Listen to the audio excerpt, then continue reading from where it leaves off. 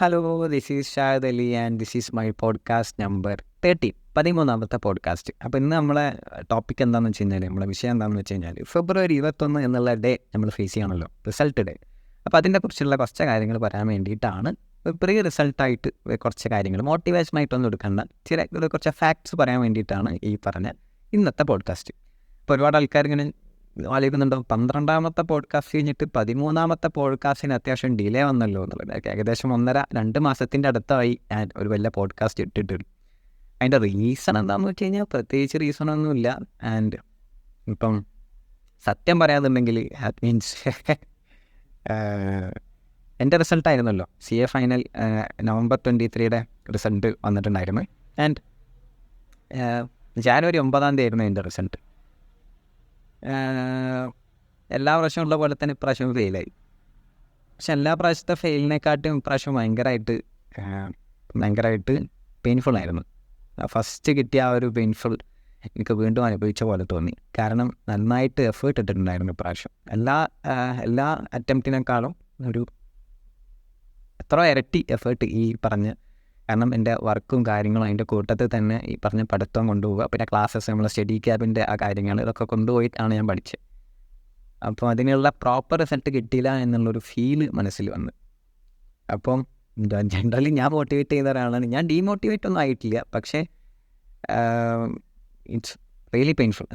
ഭയങ്കര സാഡായിട്ട് തോന്നി ആ ഒരു തോറ്റപ്പുള്ള ആ ഒരു അവസ്ഥ. അത് എന്നെക്കാളും എൻ്റെ പാരൻസ് ഭയങ്കര സപ്പോർട്ട് ചെയ്തു. പക്ഷെ എന്നാലും അവരുടെ ഉള്ളിലാറുള്ളൊരു പെയിൻ എനിക്ക് കാണാമായിരുന്നു. അവർ പറഞ്ഞ അടുത്തിൽ നോക്കാം എന്ന് പറഞ്ഞെങ്കിലും കുറച്ച് ആയല്ലോ ഇപ്പം. ആ ഒരു അതുകൊണ്ടാണോ ഈ പോഡ്കാസ്റ്റ് വരാമെന്ന് വെച്ച് കഴിഞ്ഞാൽ അതുകൊണ്ടല്ല, ജസ്റ്റ് ഒരു എന്താ പറയുക, പ്രത്യേകിച്ചൊന്നും പറയാനുണ്ടായിരുന്നില്ല.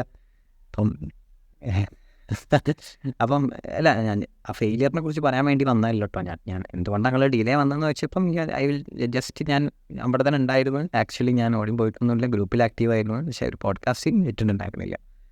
ഓക്കെ, ഇനി നമ്മളുടെ ടോപ്പിക്കിലോട്ട് വരും. ഞാൻ എൻ്റെ കാര്യം പറഞ്ഞു തന്നിട്ട് കാര്യമില്ല. അപ്പം ഞാൻ ഡീമോട്ടിവേറ്റഡ് അല്ല കേട്ടോ. ഞാൻ അഗെയിൻ വീണ്ടും അടുത്ത അറ്റംപ്റ്റിക്ക് വേണ്ടി ഫുൾ പവറിലാണ്. അടുത്ത അറ്റംപ്റ്റിൽ നമ്മൾ പിടിച്ചെടുക്കും. ഓക്കെ, അപ്പം ഇപ്രാവശ്യം നല്ല എക്സ്പെക്ട് ചെയ്തിരുന്നു. That means expectation makes me sad. അതാണ് മേജർ റീസൺ. കാരണം ഞാൻ ഓവറായിട്ട് ചിന്തിച്ച് ഓക്കെ ഞാൻ പാസ്സായി, ഈ ഗ്രൂപ്പും കൂടി പാസ്സായി കഴിഞ്ഞാൽ CA ഷെയർ ചെയ്യും, നല്ല രസം. എൻ്റെ വീട്ടുകാർക്ക് പറയാം, കോൺവൊക്കേഷനിൽ മറ്റേ തൊപ്പിയൊക്കെ ഇട്ടിട്ട് ഇങ്ങനെ കോട്ടൊക്കെ എടുത്തിട്ട് ഭയങ്കരമായിട്ട് അങ്ങനെ ഒരുപാട് സങ്കല്പങ്ങൾ വന്നുപോയി. പിന്നെ ചെറിയൊരു സങ്കല്പം, മാരേജൊക്കെ അങ്ങനെ CA മാരേജൊക്കെ അങ്ങനത്തെ മീൻസ് അങ്ങനെ ചെറിയ കൊച്ചു ആഗ്രഹങ്ങൾ. അപ്പം അതേപോലെ പോസ്റ്ററിലൊക്കെ ഇനി CA ഷാദിലി എന്നൊക്കെ വരുമ്പോഴുള്ള അപ്പം അങ്ങനെ കുറേ കാര്യങ്ങൾ ഒരുപാട് കാര്യങ്ങൾ ഞാൻ ആലോചിച്ച് കൂട്ടിയിട്ടുണ്ടായിരുന്നു. അപ്പം അത് ആ ആലോചനകൾ എന്നെ സാഡാക്കി. മീൻസ് ബാക്ക് ടു എന്താ പറയുക, ബാക്ക് ടു നമ്മൾ കോണിയും പാമ്പും കയറി ലാസ്റ്റ് തിരിച്ചെത്തുന്ന അതേപോലെയല്ലേ ആ ഒരു എഫക്റ്റായിരുന്നു. ബട്ട് ഈ പറഞ്ഞ സാധനങ്ങളൊക്കെ ഞാൻ ചെയ്യും. അടുത്ത ഞാൻ പാസ്സാവും. അല്ല, അവൾ പാസ്സാവാൻ വേണ്ടിയിട്ട് തന്നെ വർക്കാവുന്നത്. അപ്പം ചെയ്യുന്നതിന് വേണ്ടിയിട്ട് തന്നെയാണ്. അപ്പോൾ കുറച്ചും കൂടി കൂടുതൽ എഫേർട്ട് ഇട്ടിട്ട്. ബട്ട് ഈ പ്രാവശ്യം means I know the mistake, means why I failed എന്നുള്ളതിൻ്റെ കാരണം അറിയാം. അപ്പം അത് വെച്ച് തിരുത്തിയിട്ട് ഇനി അടുത്തതിൽ മാക്സിമം പിടിക്കണം. അപ്പോൾ അതന്നെയാണ് എൻ്റെ ഇവിടെയും പറയാനുള്ളത്. February 21 റിസൾട്ട് വരുമ്പോൾ റിസൾട്ട് ഒന്നൊക്കെ ഫെയിലാവാം, ഒന്നൊക്കെ പാസ്സാവാം.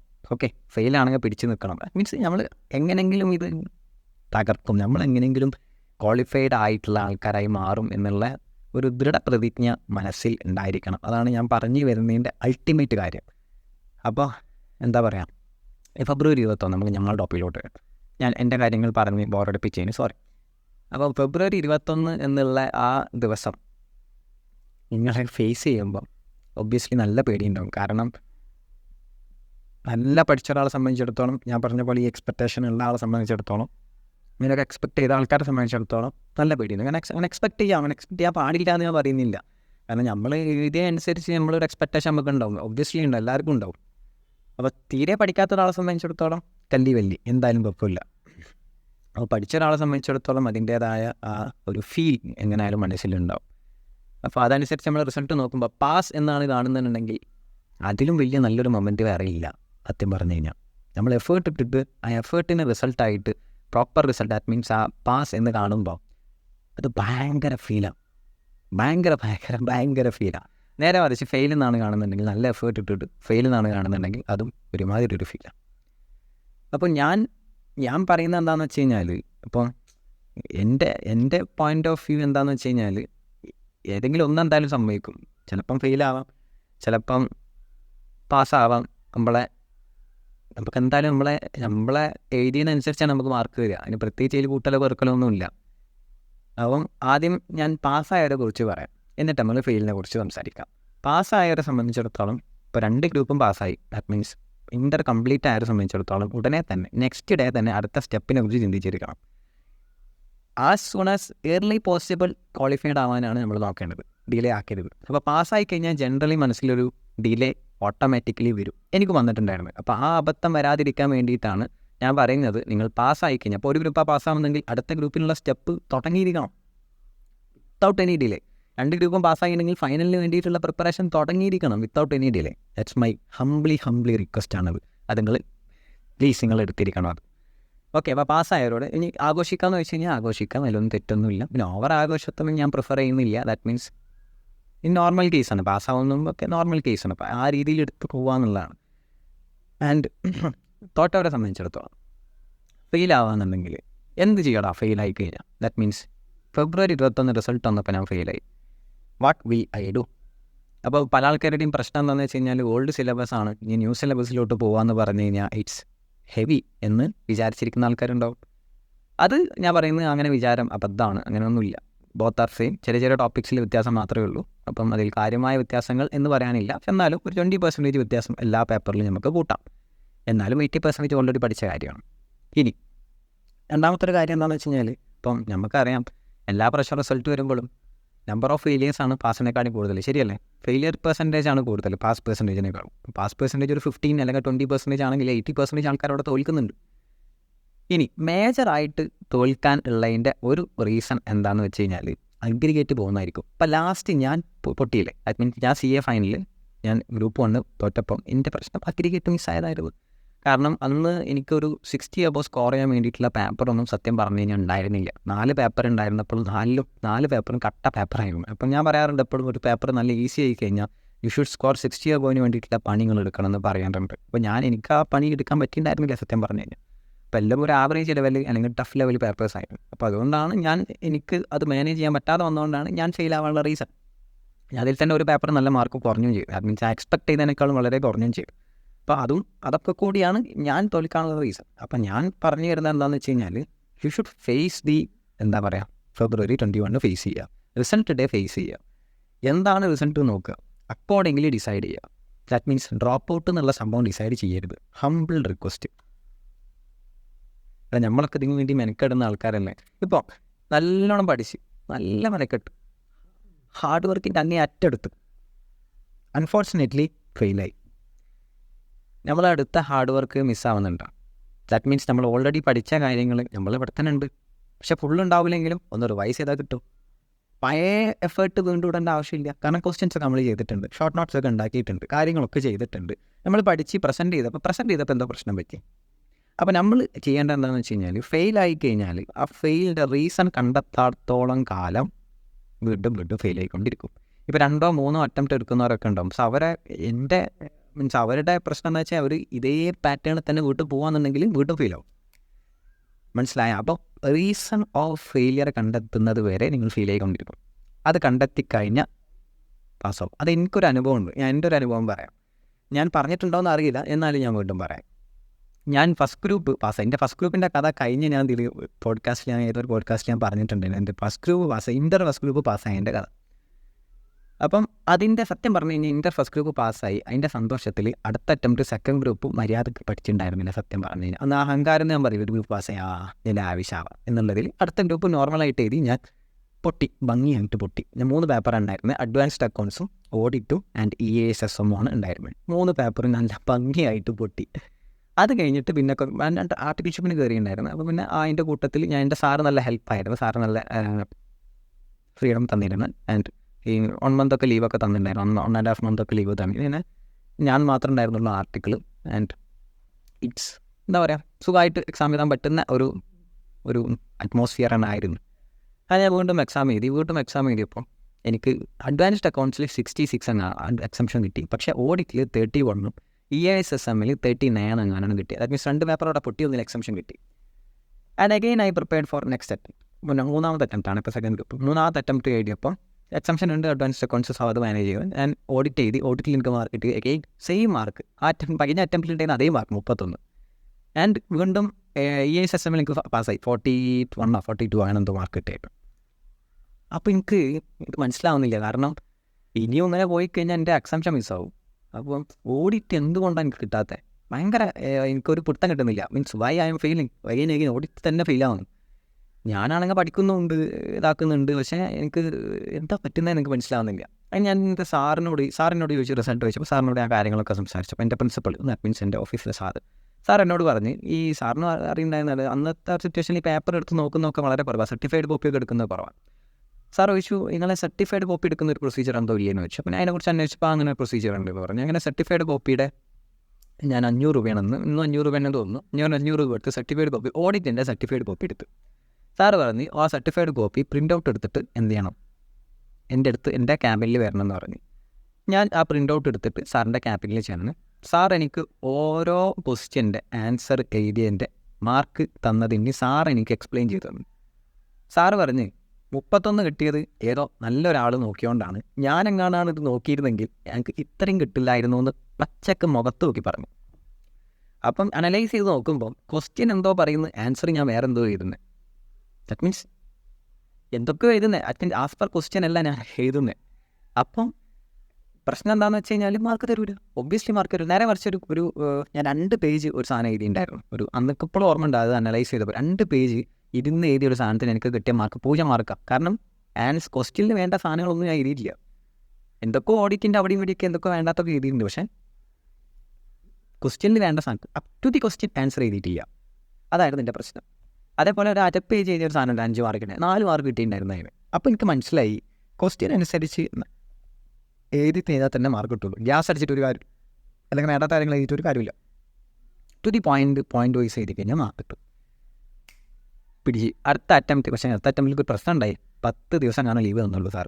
കാരണം അന്ന് വർക്ക് കുറച്ചും കൂടി ആളില്ലാതായി. അപ്പോഴും ജൂനിയർ എടുത്തിട്ടുണ്ടായിരുന്നില്ല, ഞാൻ തന്നെ ഉണ്ടായപ്പോൾ അങ്ങനെ എന്തോ ആയിരുന്നു. ആ 10 ദിവസത്തിൽ ഞാൻ എൻ്റെ ഓഡിറ്റിൻ്റെ പഠിത്തത്തിൻ്റെ രീതി മാറ്റി. ദാറ്റ് മീൻസ് എഴുതി പഠിക്കാൻ തുടങ്ങി. പോയിന്റ് വൈസ് ഞാൻ ഓർത്ത് വെക്കാൻ തുടങ്ങി. എനിക്ക് തിയറി ആണെങ്കിൽ പറ്റ പോക്കാം, എനിക്ക് തിയറി പെട്ടെന്ന് കിട്ടില്ല. ആൻഡ് ഞാൻ ആ ദിവസത്തിൽ ഞാൻ മാനേജ് ചെയ്തു. പക്ഷേ എനിക്ക് ആ ദിവസത്തിൽ എനിക്ക് EISSM വല്ലാണ്ട് മാനേജ് ചെയ്യാൻ പറ്റില്ല. എങ്ങനെയായാലും ഒന്ന് കൂടുതൽ നോക്കുമ്പോൾ ഒന്ന് കുറച്ച് കുറയുമല്ലോ. സോ അങ്ങനെ സംഭവിച്ച് അങ്ങനെ എക്സാം എഴുതാൻ പോയി. അഡ്വാൻസ്ഡ് മീൻസ് ഈ പറഞ്ഞ ഓഡിറ്റിങ് ഭംഗിയായിട്ട് എഴുതി, നല്ല രസത്തിൽ എഴുതി. അന്ന് എനിക്കത് കോഴിക്കോട് ദേവഗിരിയിൽ എങ്ങനെയായിരുന്നു. അന്ന് മലപ്പുറത്ത് എനിക്ക് തോന്നുന്നില്ല, അന്ന് ഞാൻ മലപ്പുറംകാരനാണ്. അപ്പോൾ മലപ്പുറത്ത് അന്ന് എനിക്ക് ഉണ്ടായിരുന്നില്ല. ഞാൻ പോകുന്നത് ഞാൻ കോഴിക്കോട് പോയിട്ടാണ് എക്സാം എഴുതി. മലപ്പുറത്ത് ഉണ്ടായിരുന്നു, പക്ഷേ മലപ്പുറത്ത് സെൻറ്റർ കഴിഞ്ഞിട്ട് കുറേ ആൾക്കാരെ കോഴിക്കോടുക്കാക്കി. അങ്ങനെ ദേവഗിരി പോയിട്ട് എക്സാം എനിക്ക് ഇപ്പോഴും ഓർമ്മ ഉണ്ട്. നല്ല രസത്തിലാണ് ഓഡിറ്റിങ്ങിൻ്റെ ദിവസം, നല്ല രസത്തിൽ ഞാൻ തിരിച്ചു പോകുന്നത്. നല്ല സന്തോഷം ഉണ്ടായിരുന്നു. ഞാൻ EISSM എഴുതി. പക്ഷേ EISSM എനിക്ക് കുറച്ച് പാളികൊന്നൊരു സംശയം. ഞാൻ എഴുതിയിട്ടുണ്ട്, പക്ഷേ എനിക്കൊന്നും വിശ്വാസമില്ല. ഞാൻ വല്ല ഡള്ളായിട്ടാണ് ഇറങ്ങി പോകുന്നത്. അങ്ങനെ ഞാൻ വീണ്ടും ആർട്ടിക്കിൾഷിപ്പിന് കയറി. ഞാൻ റിസൾട്ട് വന്നു. പക്ഷേ എനിക്കപ്പോഴും പേടി ഈ പറഞ്ഞ നമ്മുടെ EISSM ആയിരുന്നു. എന്താവും പഠിച്ചോനെ എന്നുള്ളൊരു പേടിയായിരുന്നു. അങ്ങനെ ഞാൻ റിസൾട്ട് നോക്കിയപ്പം എനിക്ക് ഒരു അപാര സന്തോഷം ഉണ്ടായിരുന്നു അവിടെ. കാരണം ഓഡിറ്റിൽ എനിക്ക് 65 മാർക്ക് കിട്ടിയിരുന്നു. That means exemption 60 above mark, 31 ഉണ്ടായിരുന്ന audit I got 65. It's genuine ആയിട്ടുള്ള കാര്യം, ഞാൻ പൊക്കി പറയാൻ വേണ്ടി പറഞ്ഞ കാര്യമല്ല. എനിക്ക് EISSM കറക്റ്റ് 40 ആയിരുന്നു. അതോട് കഴിച്ചിലായിട്ടാണ് പഠിച്ചോ, അങ്ങനെ കഴിച്ചിലാക്കി. അങ്ങനെ ഞാൻ ആ അറ്റംപ്റ്റ് അപ്പോഴാണ് ഞാൻ ഗ്രൂപ്പ് 2 പാസ്സാവുന്ന ഇൻ്റർ. അപ്പം ഞാൻ പറഞ്ഞു വന്നത് എന്താണെന്ന് വെച്ച് കഴിഞ്ഞാൽ, അപ്പം ഞാൻ ആ മിസ്റ്റേക്ക് അപ്പോഴും തിരുത്തിയിട്ടില്ല വെച്ചാൽ, എൻ്റെ സാറ് പറഞ്ഞിട്ട് ആ മിസ്റ്റേക്ക് ഞാൻ സ്റ്റിൽ തിരുത്തിയിട്ടില്ല വെച്ചാൽ ഞാൻ എന്താ ഉണ്ടാവുക, ഞാൻ വീണ്ടും തോൽക്കും, വീണ്ടും അതേപോലെ തന്നെ ആവും. നേരെ മറിച്ച് ആ തെറ്റ് ഞാൻ തിരുത്തിയപ്പോൾ ഞാൻ എന്തായി, എനിക്ക് നല്ല മാർക്ക് സ്കോർ ചെയ്യാൻ വേണ്ടി. കാരണം എൻ്റെ അടുത്ത് നോളജ് ഉണ്ട്, പക്ഷേ എനിക്ക് പ്രസൻറ്റ് ചെയ്യാൻ അറിയുന്നുണ്ടായിരുന്നില്ല. എങ്ങനെയും ഈ പറഞ്ഞ ഓഡിറ്റിന് എന്ത് എഴുതണം എന്നുള്ളത് ധാരണ ഉണ്ടായിരുന്നില്ല. അത് മാറ്റിയപ്പം എനിക്ക് നല്ല മാർക്ക് കിട്ടി. Okay, so my point is, if you are feeling, suppose സംഭവിക്കാം, മേ ബി, ഓക്കെ, അങ്ങനെയാണെന്നുണ്ടെങ്കിൽ ആ തെറ്റ് എന്താണെന്ന് കണ്ടെത്താത്ത പക്ഷം നിങ്ങൾക്ക് ഇത് കിട്ടില്ല. അപ്പോൾ ഞാൻ ഫെയിൽ ആവാന്നുണ്ടെങ്കിൽ നമുക്ക് ഇനി ആഫ്റ്റർ റിസൾട്ട് ഞാൻ അതപ്പോൾ ഒരു പോഡ്കാസ്റ്റ് വരാനുണ്ട്. ഫെയിൽ ആവാന്നുണ്ടെങ്കിൽ അല്ലെങ്കിൽ നിങ്ങൾ ആ പേപ്പർ എന്ത് ചെയ്യുക, എടുത്ത് നോക്കുക, വൈ യു ഫെയിൽഡ് എന്നുള്ളതിൻ്റെ റീസൺ നോക്കണം. ഓക്കെ, ഇനി ഞാനിപ്പോൾ ഇത്രയും കാര്യങ്ങൾ ഫെയിലിനെ കുറിച്ച് തന്നെ സംസാരിച്ചുകൊണ്ടിരിക്കുന്നത്. ഞാൻ എല്ലാവരും ഫെയിൽ ആവണമെന്ന് പറയല്ല, എന്നാലും that means things can happen like that. നമുക്കൊന്നും പറയാൻ പറ്റില്ല പാസ്സാവോ ഫെയിൽ ആവുമോ അങ്ങനെയൊന്നും. We are all expecting pass. നമ്മളെല്ലാവരും പാസ്സാകാൻ വേണ്ടിയിട്ട് തന്നെയാണ് വർക്ക് ചെയ്തിട്ടുള്ളത്, പാസ്സാകാൻ വേണ്ടിയിട്ട് തന്നെയാണ് കൂടുതൽ എഫേർട്ട് ഇട്ടിട്ടുള്ളത്. അപ്പം ആരും തോൽക്കണം വിചാരിച്ച് പഠിക്കില്ലല്ലോ. പ്രത്യേകിച്ച് CA CMA പോലത്തെ സാധനം എന്തായാലും പാസ്സായേ പറ്റുമോ, അത്രയ്ക്ക് എഫേർട്ട് നമ്മൾ ഇടുന്നുണ്ടോ. ദാറ്റ് മീൻസ് +1 +2 ഇട്ടിട്ട് എഫേർട്ടല്ല, വേറൊരു സ്റ്റുഡൻസും ഇടാത്ത എഫേർട്ടാണ് നമ്മൾ ഇടുന്നത്. എഞ്ചിനീയറിംഗ് സ്റ്റുഡൻസോ അല്ലെങ്കിൽ മെഡിക്കൽ സ്റ്റുഡൻസോ ഒന്നും ഇടാത്ത എഫേർട്ടാണ് നമ്മൾ ഇടുന്നത്. കാരണം നമ്മളുടെ മെയിൻ പ്രശ്നം ഇവിടെ തോൽക്കാനുള്ള മെയിൻ റീസൺ അഗ്രിഗേറ്റിൻ്റെ പ്രശ്നം വരാറുണ്ട്. അതാണ് മെയിൻ റീസൺ. അല്ലെങ്കിൽ സിലബസ് വാസ്റ്റായിട്ടോ അല്ലെങ്കിൽ ഈ പറഞ്ഞ കാര്യങ്ങളായിട്ടൊന്നുമല്ല, അഗ്രിഗേറ്റിൽ മിസ്സിങ് വരും. ദാറ്റ് മീൻസ് 40 കിട്ടിയാൽ പോരാ, വിൽ ഗെറ്റ് അഗ്രിഗേറ്റ് പാസ്സാവണ്ടേ, അതിലാണ് ഒരുപാട് ആൾക്കാർക്ക് മിസ്സിങ് വരിക. അപ്പം വേറൊരു കാര്യം പറയാനുള്ളത്, അത് മോട്ടിവേഷനായിട്ട് പറയുന്നതല്ല, എന്താണെങ്കിലും പാസ്സാണെങ്കിലും ഫെയിൽ ആണെങ്കിലും നിങ്ങളുടെ ജേണി, എൻ്റയർ ജേണിയിൽ നിങ്ങൾക്ക് സപ്പോർട്ട് വേണ്ടത്, നിങ്ങളുടെ സപ്പോർട്ട് വേണ്ടത്, ദാറ്റ് മീൻസ് നിങ്ങൾക്ക് സപ്പോർട്ട് തരേണ്ടത് നിങ്ങളുടെ പാരൻസ് ആണ്. സോ അവരുടെ സപ്പോർട്ട് നിങ്ങൾ എടുക്കുക എന്നുള്ളതാണ് ഫസ്റ്റ് നിങ്ങൾ ചെയ്യേണ്ട കാര്യം. ഫെയിൽ ആണെന്നുണ്ടെങ്കിലും അവരെ പറഞ്ഞ് മനസ്സിലാക്കുക, അവരെ കൂടെ നിർത്തുക. And they are your motivations. അവർ തന്നെയാണ് നിങ്ങളുടെ മോട്ടിവേഷൻ, അല്ല വേറെ ഞാൻ പറയുന്നതോ അല്ലെങ്കിൽ ഞാൻ പറയുന്ന ഫാക്ട്സ് ആണ്, ഈ പറഞ്ഞ എക്സ്പീരിയൻസസ് ആണ്. എല്ലാവരും അവരാണ് നിങ്ങളുടെ മോട്ടിവേഷൻ, അവർക്ക് വേണ്ടിയിട്ടാണ് നമ്മൾ വർക്ക് ചെയ്യുന്നത്. അപ്പം അവർക്ക് ആ ഹാപ്പി മൊമെൻറ്റ്സ് ഉണ്ടാക്കി കൊടുക്കുക എന്നുള്ളതാണ് നമ്മൾക്ക് ചെയ്യാൻ പറ്റുന്ന ഏറ്റവും നല്ല കാര്യം, അല്ലേ? നമ്മൾ നല്ലൊരു പൊസിഷനിലെത്തുന്നതാണ് അവർക്ക് ഏറ്റവും വലിയ നല്ല ഒരു ഇഷ്ടപ്പെട്ട കാര്യം, ശരിയല്ലേ? ഏതൊരു പാരൻസും അവരുടെ മക്കളെ വളർത്തുന്നത് അവർ മോശമാകാൻ വേണ്ടിയിട്ടല്ല, അവർ നന്നാൻ വേണ്ടിയിട്ട് തന്നെയാണ്. ഒന്ന് എടുത്തു നോക്കി, നമ്മളുടെ പഠിത്തത്തിന് വേണ്ടിയിട്ട് അല്ലെങ്കിൽ നമ്മളുടെ എല്ലാ കാര്യത്തിനും വേണ്ടിയിട്ട് അവരിടുന്ന എഫേർട്ട് ഭയങ്കരമാണ്. ഫാദർ ആണെന്നുണ്ടെങ്കിൽ രാവിലെ തൊട്ട് വൈകുന്നേരം വരെ പണിയെടുത്ത്, ദാറ്റ് മീൻസ് അവർ വേറൊരു എൻജോയ്മെൻറ്റ്സും വേറൊരു കാര്യങ്ങൾക്കും പോവാതെയാണ് നമ്മൾക്ക് വേണ്ടിയിട്ട് അവരെന്ത് ചെയ്യുന്നത്, എഫേർട്ട് ഇടുന്നത്. സെയിം വേ നമ്മളുടെ മദറും അതുപോലെ തന്നെ. ഇപ്പം നമുക്ക് വേണ്ടിയിട്ട് അത്രയും എഫേർട്ട് ഇടുന്ന അവർക്ക് നമ്മൾ പ്രോപ്പർ റിസൾട്ട് അവർക്ക് കൊടുക്കണ്ടേ, അല്ലേ? ഇനി പദവാ നമ്മൾ എഫേർട്ട് ഇട്ടിട്ട് നമുക്കത് നെഗറ്റീവായി പോകുകയെന്നുണ്ടെങ്കിൽ അവരുടെ സപ്പോർട്ട് എടുക്കാതെ അഗെയിൻ വീണ്ടും ഫൈറ്റ് ചെയ്യുക. ദാറ്റ് മീൻസ് അവരാണ് നമ്മളുടെ മോട്ടിവേഷൻ. അപ്പോൾ അവർക്ക് വേണ്ടി നമ്മൾ എത്രയും എഫേർട്ട് ഇടാൻ നമ്മൾ തയ്യാറായിരിക്കണം. അതാണ് എൻ്റെ അൾട്ടിമേറ്റ് പോയിന്റ്. അപ്പം ഫെയിൽ ആയിക്കോട്ടെ പാസ്സായിക്കോട്ടെ, ഞാൻ ഈ ജേണി ഇങ്ങനെ പോയിക്കൊണ്ടിരിക്കും. And I will enjoy the journey enjoy ചെയ്ത് പോവുക. ആൻഡ് ഫെയിൽ ആവുകയാണെങ്കിൽ അതിന് ആ രീതിയിൽ എടുക്കുക, ഡോണ്ട് ടേക്ക് ഇറ്റ് നെഗറ്റീവ്.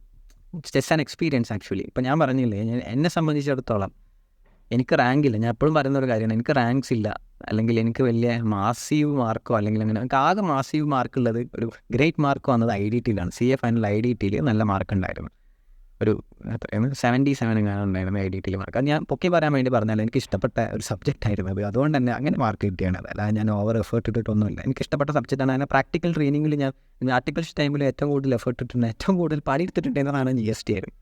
അങ്ങനെയാണ് അതിൽ മാർക്ക് കിട്ടുന്നത്, എല്ലാം ഒന്നുമില്ല. ബാക്കിയുള്ളതൊക്കെ ഒരു ആവറേജ് തട്ടിമുട്ടി പാസ്സായാണ് ഞാൻ. And I have lot of experience of failures. എനിക്ക് ഫെയിലിയേഴ്സ് മാത്രമേ ഉണ്ടായിട്ടുള്ളൂ കൂടുതലും. ഞാൻ പാസ്സായതിനെക്കാട്ടും കൂടുതൽ തോറ്റാളാണ് ഞാൻ. കഴിഞ്ഞ പ്രാവശ്യം തോറ്റാളാണ് ഞാൻ. അപ്പോൾ തോറ്റുകൊണ്ടിരിക്കുന്ന ആളായിരുന്നു ഞാൻ. ആൻഡ് ഡെഫിനറ്റ്ലി ഞാൻ വർക്ക് ചെയ്യുന്നത് എന്തിനാണ്, പാസ്സാകാൻ വേണ്ടിയിട്ട് തന്നെയാണ്. അപ്പം മൈ മോട്ടിവേഷൻ ഈസ് ഞാനും എൻ്റെ പാരൻസാണ് എൻ്റെ മോട്ടിവേഷൻ, വേറെ ഒന്നുമല്ല. അപ്പോൾ അവർക്ക് വേണ്ടി ഏത് എക്സ്റ്റെൻറ്റും അവരെ പോകാൻ നമ്മൾ തയ്യാറാവണ്ടേ, അല്ലേ?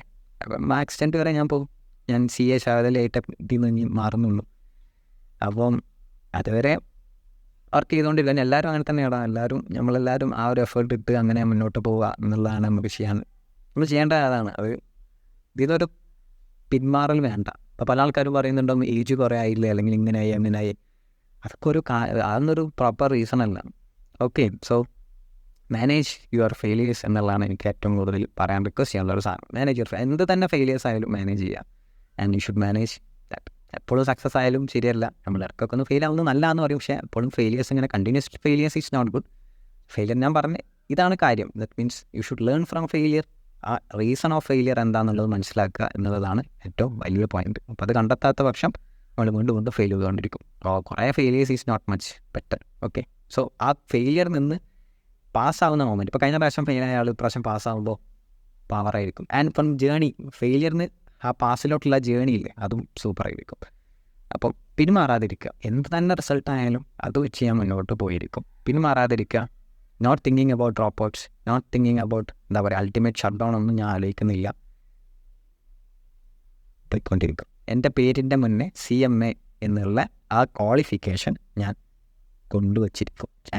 ആ തൊപ്പിയൊക്കെ ഇട്ടിട്ട് ആ കോൺവൊക്കേഷന് പോയി ഞാൻ CMA എൻ്റെ നാട്ടിൽ ഞാൻ നിൽക്കും. എൻ്റെ പേരിൻ്റെ മുന്നേ CMA എന്ന് വരും. ഒന്ന് ആലോചിച്ച് നോക്കിയാൽ CMA ആയിക്കഴിഞ്ഞാൽ എന്തൊക്കെ ചെയ്യാം, ഇഷ്ടമുള്ളത് ചെയ്യാം. അതിൻ്റെ റെപ്യൂട്ടേഷൻ, സാലറി വേരിയസ് നോക്കുകയാണെങ്കിലും എന്ത് കാര്യം നോക്കുകയാണെങ്കിലും ഇറ്റ്സ് ഹൈ. അപ്പോൾ അതുകൊണ്ട് തന്നെ അത് മാത്രമല്ലല്ലോ നമ്മൾ തുടങ്ങി വെച്ച കാര്യമല്ല. ഇന്ന് പിന്മാറിക്കഴിഞ്ഞാൽ ഗിൽറ്റി ഫീൽ പിന്നീട് വരും. ദാറ്റ് മീൻസ് നമ്മൾ നിർത്തിപ്പോയി കഴിഞ്ഞാൽ ആ ഫീല് പിന്നീട് നമുക്ക് ആ ഗിൽറ്റി വേണ്ടായിരുന്നു എന്നുള്ളൊരു ഫീല് പിന്നീട് വരാം. അതുകൊണ്ടാണ് പറയുന്നത് ഇത് പറ്റാത്ത കാര്യമൊന്നുമല്ല, എല്ലാവർക്കും പറ്റും. അതിൻ്റെ എക്സാമ്പിളാണ് ഞാൻ. ബിലോ ആവറേജ് തോൽക്കുക, എക്സ്പീരിയൻസ് ചെയ്യുക. ദെൻ തോൽക്കാൻ വേണ്ടി ഞാൻ പറയുന്നില്ല, I am not normalising failure. പണ്ടാരോ ഞാൻ ഇതേപോലെ ഫെയിലിയറിനെ കുറിച്ച് പറഞ്ഞപ്പം പറഞ്ഞ് ഞാൻ നോർമലൈസ് ചെയ്യാൻ ശ്രമിക്കുകയാണ് ഫെയിലിയർ. അങ്ങനെ ഒരിക്കലും നോർമലൈസ് ചെയ്യാൻ ശ്രമിക്കുകയല്ല. ഏതൊരു ജേണി ആകുമ്പോൾ അതിലൊരു സ്ട്രഗിൾ ഉണ്ടാവും, അതിലൊരു തോൽവിയൊക്കെ പ്രതീക്ഷിക്കാം. സോ അതിനെ മറികടന്ന് പോകാൻ പറ്റണം എന്നുള്ളതാണ് എൻ്റെ പോയിന്റ്. അല്ലാതെ ഞാൻ നോർമലൈസ് ചെയ്യല്ല ഫെയിലിയേഴ്സ്, അതും കൂടി ഞാൻ പറയാം. ഓക്കെ, സോ പറഞ്ഞു കഴിഞ്ഞാൽ അങ്ങനെ ലെങ്തി പോകും. ഇപ്പം തന്നെ 20 മിനിറ്റായി. അപ്പോൾ ഇനി വേറെ ഒന്നും പറയാനില്ല. Okay, so enjoy your journey. അതന്നെ, എൻജോയ് യുവർ ജേണി. ആൻഡ് ഫെബ്രുവരി 21 എന്ത് തന്നെ ആയാലും അതിനെ ഫേസ് ചെയ്യുക. ആൻഡ് നിങ്ങളുടെ റിസൾട്ട് എനിക്ക് ഷെയർ ചെയ്യുക. അത് വലിയൊരു ഇതാണ്. അപ്പോൾ നമ്മളൊരു ജേണിയിൽ ഇങ്ങനെ പോകുന്ന ആൾക്കാരല്ല. ഞാൻ നിങ്ങളുടെ ജേണിയിൽ തന്നെ ഉണ്ടോ, നിങ്ങളുടെ പിന്നാലെ ഞാനും ഉണ്ട്. ഞാൻ ചെയ്യുന്നില്ലെങ്കിൽ നിങ്ങളുടെ ജേണിയിൽ ഞാനുണ്ട്. അപ്പോൾ നിങ്ങളെ ആ റിസൾട്ട് എനിക്ക് ഷെയർ ചെയ്യുമ്പോൾ എനിക്ക് ഇപ്പോൾ ഇവൻ ഫെയിലാണെന്നുണ്ടെങ്കിലും പാസ്സാണെന്നുണ്ടെങ്കിലും ഒരു നല്ലതല്ലേ നമ്മളോട് ഷെയർ ചെയ്യുമ്പോൾ. അപ്പം നമ്മളുടെ പാസ്സായിട്ട് നിങ്ങൾ ഇവരോട് പറയുന്നത് പാസ്സായി സാറേ എന്ന് പറയുമ്പോൾ ഇറ്റ്സ് ഹ്യൂജ് ഫോർ മീ. ഇനി ഫെയിലാണെന്നുണ്ടെങ്കിലും അതിൻ്റെ റീസൺസ് കണ്ടെത്തി തരാൻ പറ്റും. വൈ യു ഫെയിലിൻ്റെ കാര്യങ്ങളൊക്കെ നമുക്ക് ഷെയർ ചെയ്യാൻ, സംസാരിക്കാം. And you can connect with me always connect with me, always available for you. And വേറെ ഒന്നും പറയാനില്ല. ഇനി നമുക്ക് ഫെബ്രുവരി 21 കഴിഞ്ഞ് റിസൾട്ട് ഡേ കഴിഞ്ഞിട്ട് നമുക്കൊരു പോഡ്കാസ്റ്റിൽ വരാം. And we can discuss further നമുക്ക് അപ്പോൾ ഡിസ്കസ് ചെയ്യാം. ആൻഡ് CMAയുടെ ഒക്കെ ക്ലാസ്സസ് ഫർദർ നമ്മൾ ഇനി വരും. റിവിഷൻ ക്ലാസ്സസ് ഫർദർ അടുത്ത ക്ലാസ്സസ് നമ്മൾ വരും. നമ്മൾ പറയാം, അതിനെക്കുറിച്ചൊക്കെ പിന്നീട് സംസാരിക്കാം. And thank you for watching this video. ഏതായാലും ബി പോസിറ്റീവ്, എപ്പോഴും പോസിറ്റീവായിട്ടിരിക്കുക, നെഗറ്റീവ്സിനൊക്കെ ഒഴിവാക്കുക. ആൻഡ് എല്ലാവരും പാസ്സാവും. നമ്മൾ എഫേർട്ട് ഇട്ടിട്ടുണ്ടെങ്കിൽ നമ്മൾ പാസ്സാവും. ഓക്കെ, ഞാൻ ഇപ്പം ഫെയിലിയറിനെ കുറിച്ചൊക്കെ പറഞ്ഞിട്ടുണ്ടെങ്കിലും എഫേർട്ട് ജെന്യൂൻ ആണെങ്കിൽ ഡെഫിനറ്റ്ലി പാസ്സായിരിക്കും. അതിൽ വേറെ ഒരു ഇതുമില്ല. Okay, so by.